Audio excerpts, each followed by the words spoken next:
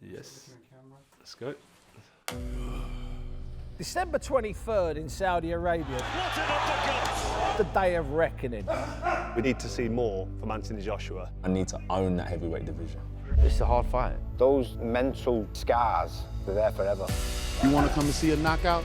I expect Deontay Wilder to find him out. Whether he can or not is the big question. You can't write him Can't off. write part one. Miller's fought no one. I'm sending him to early retirement, plain and simple.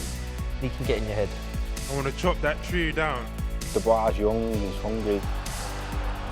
He's the best still yet to come. We ain't going nowhere.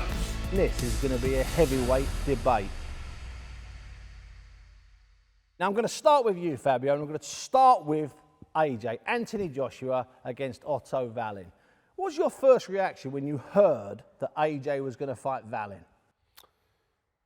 I thought it was a slight risk, more so because Wallin's a great operator, good fighter, but more so with the view of where we know they're trying to direct AJ towards the Wilder fight. The 6'10" guy that throws enormous right hand. Exactly. Getting a good, tall, rangy, starting off with at least just an orthodox fighter, I think would be a good place to start if you're looking with the view to move into that Wilder fight. So Wallin can be a bit of a very obvious, but a very tricky banana skin maybe.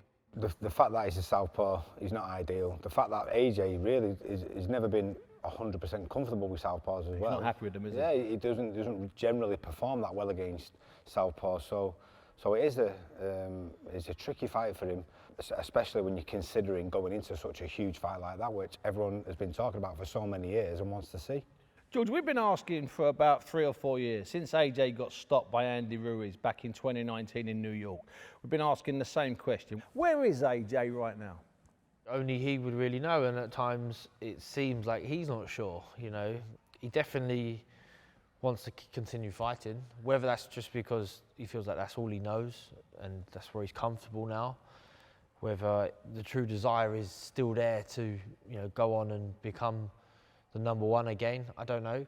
But he has been sort of, to his credit, fearless, I think, throughout his career. He's took hard fights, and this is maybe a hard fight or a harder fight than necessary. Or maybe it's just the perfect fight for him. We'll soon find out.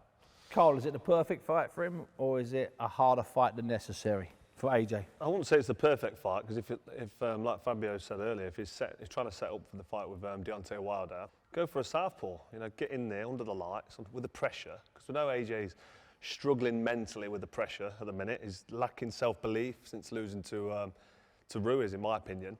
I know he's been in with Usyk twice since then.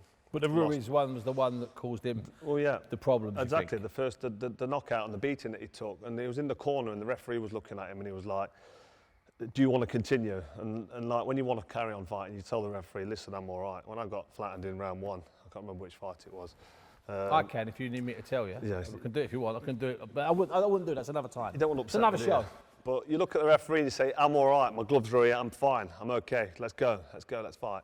AJ was like leaning against the ropes, hands sort of just nonchalantly, having a look, looking at his corner, didn't look confident, and the fight got stopped because the referee was like, this kid don't want to carry on. He was a bit shell-shocked as well, probably concussed from them shots. So to answer your question, I don't think the Otto Wallin fight is perfect for him, because one, he's not a southpaw, and two, he lost to Tyson Fury in, I think it was September 2019. He's on a winning streak of 6 fights, unbeaten. And an avoided streak as well. Yeah, exactly. And he beat Gassiev in his last fight. So this is a guy that's quality. It's a quality opponent, I think, at this level for AJ, when it's kind of, it's not a mark time fight, but it's a let's keep him busy fight before the big one, before the big money out in Saudi, the big fight with Deontay Wilder. So yeah, for me, it's a bit risky, and it's a fight that could go wrong. But maybe that's what he needs to bring the best out of him, because we do need to see more from Anthony Joshua before the Wilder fight. Otherwise, he's going to go into the Wilder fight and get wiped out, in my opinion. Let me ask you, James. He's working with Ben Davison here now. It's an awful lot of trainers. That's 3 or 4 different voices in the last 5 fights. That's a lot of voices. As a trainer, that's a lot of voices. Uncertainty. There's no sort of proper balance there. Having said that, Ben Davison's had a lot of success with fighters who've had success in the past and you know, getting towards the end of the career, and he tends to be able to get the best out of them. But is it ideal going into this stage of his career, into a fight like Wallin, who's so sort of technically adverse to what AJ is sort of capable of? He's all wrong for him in many ways. But if AJ just relaxes and doesn't overthink it and goes in there and turns back the clock to 4 or 5 years ago. They don't show that as a potion, that's the only problem. But sometimes those mental scars, you can't undo them. You know, sometimes they're there forever, and we may never see the best AJ ever again. We want to see what Ben brings to the table. Fabio, you've worked with Ben, you work with Ben. What do you think? That was going to be probably my biggest thing, especially when Carl was saying as well, was when you're not self-confident, if you're not also confident in the instructions that are coming from you, it's a compounding effect. It doubles down, and you saw in other fights and stuff, it doesn't work out too well. With Ben, that meticulous aspect of him gives you so much confidence because he will go into so much detail. You'll sit and watch and replay and replay and replay a moment, and then you'll get in the ring and you'll say, do this, do this, do this, do this, and that will lead you over here. And if you don't do this, that will put you over here, and that's not where you want to be. And then once you've done that, rinse, repeat a few times, you're suddenly like, oh, makes sense. But do you not think it takes time, Fabio, for that to take place? And that's why I think consistency with a trainer.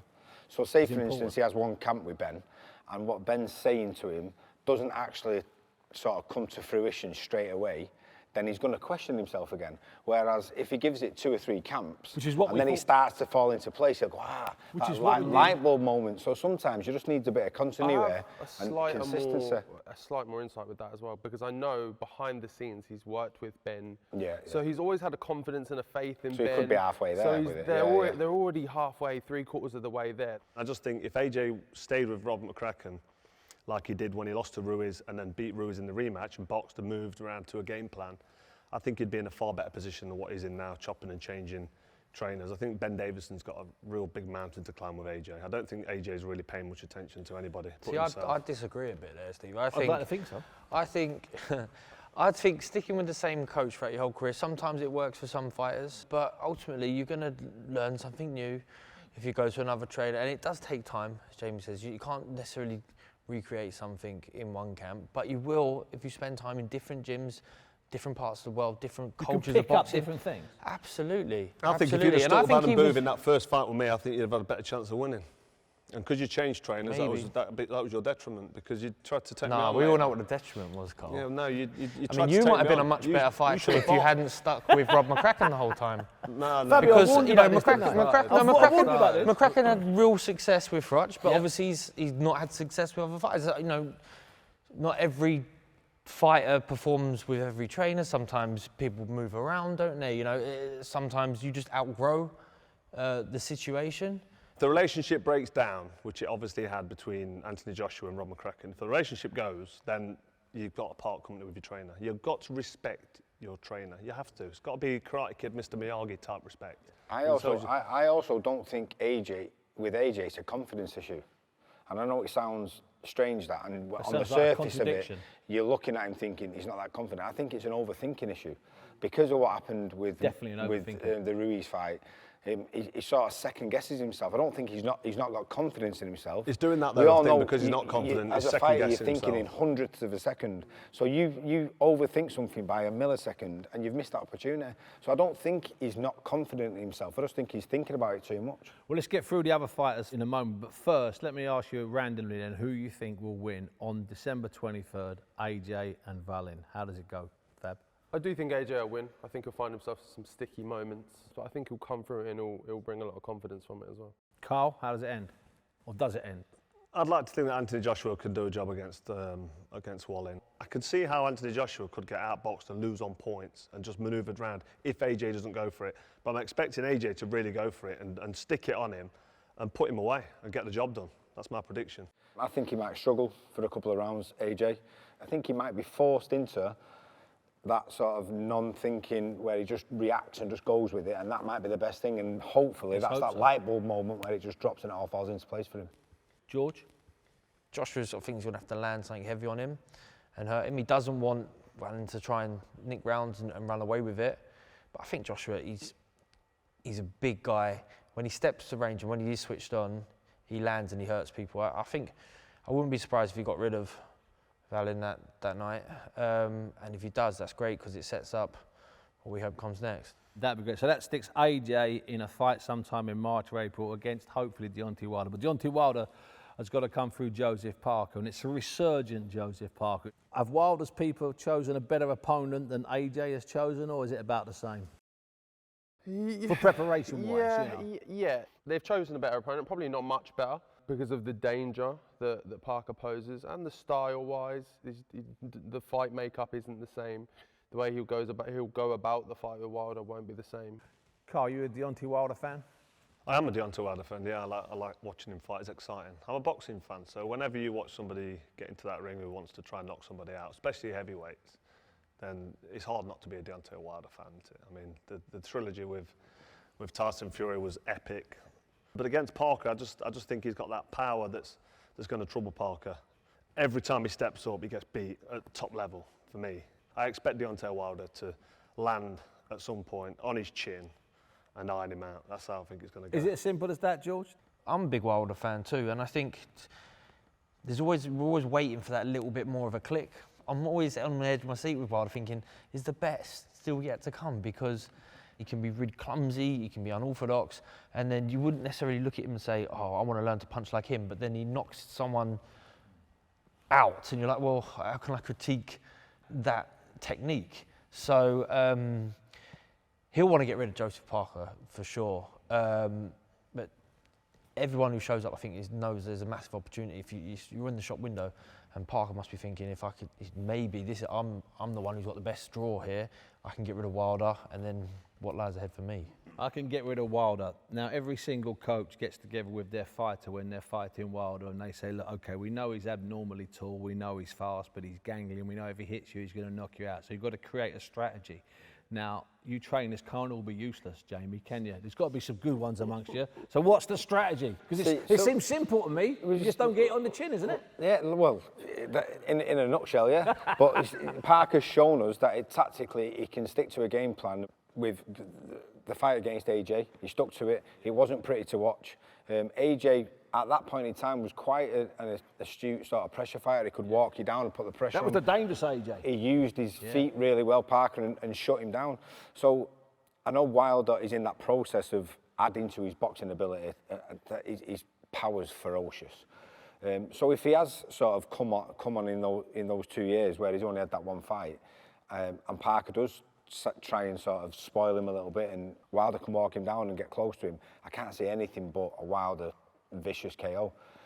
But if he's sort of still the same Wilder as he has been in the past, and he's just looking for that big right hand, then I mean, my initial reaction to the fight was, Parker's going to do well for a round or two, then he's going to get ironed out. So I generally always stick to that. Slowly. But I'm starting to think if Parker, Andy Lee's a very good tactician, if they can come up with a game plan to sort of avoid him for 5 or 6 rounds, take a bit of gas out of him, get him tired, and push him back and make him work hard and test him. If you can't write Parker off. You can't write him off. No, I'm there. Fabio, who would you rather fight, Wilder or Parker? Oh, great question, George. Parker, yeah, because I feel like, well, Fab, yeah, I think I'd. I'm going to call you a liar, Fab. I'll tell you for why. Because you are brave and reckless, right? And those are compliments in a heavyweight, okay? And I mean that in the nicest possible way. Jamie's laughing because it's absolutely true. Yeah. You've been taking risks since you first turned pro. You had no right to be where you are now. We've discussed that. We discussed it in the ring in Saudi Arabia. You would choose Wilder because it's a bigger test.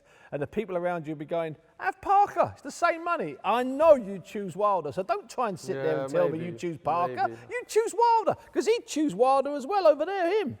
If he was a heavyweight, he'd choose Wilder. I'd be intrigued just to see how hard he punches. Yeah, that's the thing. I wonder if I can take it. I wonder if I can get back up. That's the thing. You'd want to try and conquer the giant, wouldn't you? Okay, so let's assume Wilder comes through. Let's assume AJ comes through. Let's assume we're all going back to Saudi sometime in May. Fabio's on the bill, making a nice few quid. We're all ringside working. What happens? Ding, ding, first round, AJ and Wilder. Until I see AJ on his back foot, getting hit with shots and having to bite on his gum shield and just go for it and just have a go like he used to back in the day. Like when Dylan White clipped him with that hook and he was a bit wobbly and he just thought, right, you're having this back now. And it was tenacity, wasn't it? And he just dug his heels in and he was spiteful. If you're going to say to me who wins now, AJ, Deontay Wilder, I'm not giving Anthony Joshua a chance against Deontay Wilder in his next fight, if that fight was happening straight away. But you need to see what happens in that I need to see fight. what happens against Wallin and see if he shows me something that I need to see, that I've got so many doubts and question marks over Anthony Joshua since losing. And in his comeback fights, for me, he's just been safety first, on his back foot. Even when he beat Helenius, I mean, that was a decent right hand to the head after jabbing the body, timed it nicely. But Helenius was about done. It's about finished. For me, it was a highlight reel knockout because it was a big shot that put him over and finished him. But it's an old man who's got no ambition and no desire. So, you know what I mean? You could have gone in there and probably landed something and had a little go yourself, Bunsey. See me breathing in then, James. See that? Fab, what happens in Wilder and AJ? I'd still bank my money on AJ. All the key ingredients you need are there to be used. Whether he can or not is the big question mark. It's the big question mark that's been going on for a while. But I still believe he has that performance in him. Like Jamie was saying, where he didn't even necessarily think it was confidence, it was overthinking.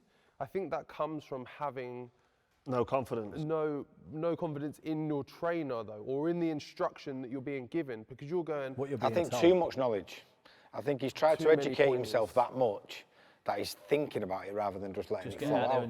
And maybe Deontay Wilder is the fear factor which makes him go, I can't think about this, I've just got to do it. All I've got to do is just got to go. So, Jamie, what happens if they fight?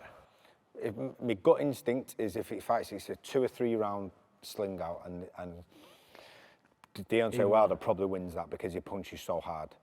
I think it won't necessarily be that couple of round gunsling. I think both fighters will be cautious. They'll be conscious of each other's power. Joshua, in particular, maybe safety first. But I think at longer range, I think Wilder's more dangerous, and I think I can just see him landing that shot that wins him the fight.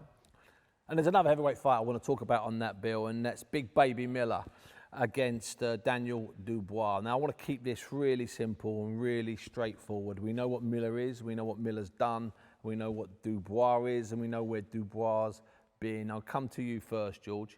What happens in that fight? Big Baby Miller, Daniel Dubois.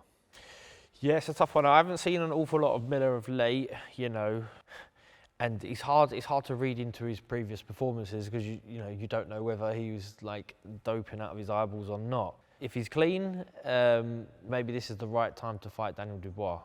That's what I'm thinking. Maybe it's always hard coming back after a loss, and it's a hard fight. It's a hard fight for him. So I think Miller, he's a handful, and he can get in your head. Listen, I like to think Dubois, 26 years old, young, fresh, hungry. He's mixed it with better opposition. He's got the experience. He's been in there with Joe Joyce, which was a tough night's work. He's also lost to Usyk, but he would have taken a lot of experience against world-class, elite-level opposition there. And Miller's fought no one. He looks big and slow, and I think Dubois will be able to just manage him and get the win, hopefully. It's never easy coming off a defeat, but I think that defeat is shameless. It was a great performance. He did very well, and he was unlucky not to get the win in a contentious situation. And I think with Dubois, at least, I think he struggles most with imagination. So when his opponent is giving him a lot to think about, moving a lot, posing a lot of different questions, I think that's where he finds difficulty. Whereas with Gerald Miller, you're not going to get all that. He's a big, solid block, one big man. He's going to stand in front of you. He's going to move towards you. You're going to be able to just pick him, touch him, tee him off. So, yeah, Dubois probably finishes him 8-12, something like that. Dubois, get him out of there. Jamie, or is it a hard Yeah, fight? I was going to say the same thing. Stylistically, it's a good fight for him. Dubois is young, he's hungry, he's got a lot of experience now, and I think anyone who comes and stands and has a fight with him is, unless they've got a cast iron chin, he's going to be in trouble. I'm going to ask the four of you for your top 3 heavyweights right now. I'll start with you, Fab. Who's the top 3 heavyweights right now? And you can't have yourself at third, even if you think you're third. All right? You can't put yourself at third, okay? I'm banning you from doing that. Put yourself fourth. I think Fury and Usyk are the obvious two. They're there, 1 and 2. Where you put them? For me, I would put Usyk 1. I'd put Fury 2. Third is a real funny one for me. I think third is almost determined by December 23rd. I think it's almost determined by that outcome and kind of who comes out with the better performances. Because for me, it is between AJ and Wilder. The inactivity versus the questions around AJ, I think for that third position are are the factors at the moment, but I would put AJ in at third still. What are you going for, Jamie? 1, 2, 3. I'd agree. I think in exactly the same order as well. I think Usyk's proven that he's the number one with his recent form. I think edging Fury out a little bit, but I do believe Fury's going to come out on top in the fight itself. I think AJ is past, you know, his history, and even though he's still in good form, but he's not as good as he was. I think Zhang's in with a shout for sure, but I just think AJ just nips it. George, how are you going with your 3? Yeah, I'll go Usyk number 1, Fury number 2, and